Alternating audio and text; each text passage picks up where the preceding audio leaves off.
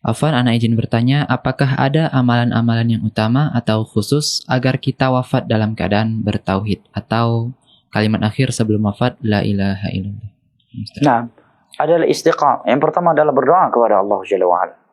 Itu selalu diistiqamahkan, dan terkhusus dengan doa-doa yang datang dari Nabi SAW, seperti doa Allahumma muqallibal qulub tsabit qalbi ala dinik, merupakan doa yang paling sering Nabi SAW bacakan dan terdengar oleh istri-istrinya.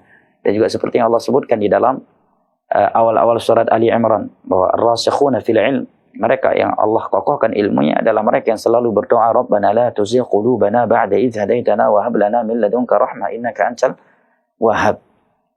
Yang kedua adalah selalu menuntut ilmu agama. Ayat dan hadis yang menerangkan keutamaan ilmu agama, ya saya kira adalah sesuatu yang sudah dimaklumi bersama. Karena ilmu agama adalah kunci kebaikan dan akan menuntun seseorang menuju surga Allah. Yang kedua, dia berusaha semaksimal mungkin untuk continue di atas amalan yang ia lakukan. Dia berusaha untuk istiqamah.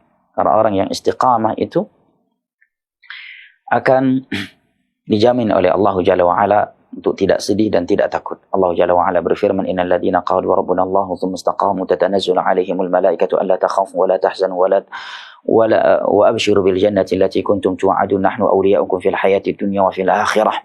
Sesungguhnya orang-orang yang berkata Rabb kami adalah Allah, kemudian mereka istiqamah di atas itu, ya akan turun malaikat-malaikat kepadanya. Kata para ulama tafsir, maksudnya adalah ketika dia ingin diwafatkan, ingin cabut nyawanya oleh malaikat maut, turun malaikat-malaikat khusus dari langit untuknya, untuk menghiburnya, yang berkata, engkau tidak perlu takut terhadap apa yang akan terjadi dan tidak perlu bersedih terhadap apa yang telah berlalu, dan berbahagialah engkau dengan syurga yang pernah dahulu dijanjikan kepadamu. Nah, yang berikutnya adalah menjaga zikir kepada Allah Jalla wa'ala. Ayat dan hadis menerangkan kepada kita keutamaan zikir, ya saya kira sesuatu yang sudah dimaklumi. Oleh karena ketika ada seorang sahabat Nabi SAW berkata kepada Rasulullah SAW di dalam hadis yang sahih, disahihkan oleh Al-Imam Ibn Rajab dalam Zawaid Al-Arba'in, ada seorang sahabat Nabi SAW berkata, ya Rasulullah, inna syara'il Islam qad katharat alaina fahal min babin natamassaku bihi jami'. Wahai Rasulullah SAW, sesungguhnya isi syariat ini sudah sangatlah banyak. Ada salat wajib, salat sunnah, puasa wajib, puasa sunnah, zakat, sedekah, haji, umrah, dan berbagai ibadah lainnya.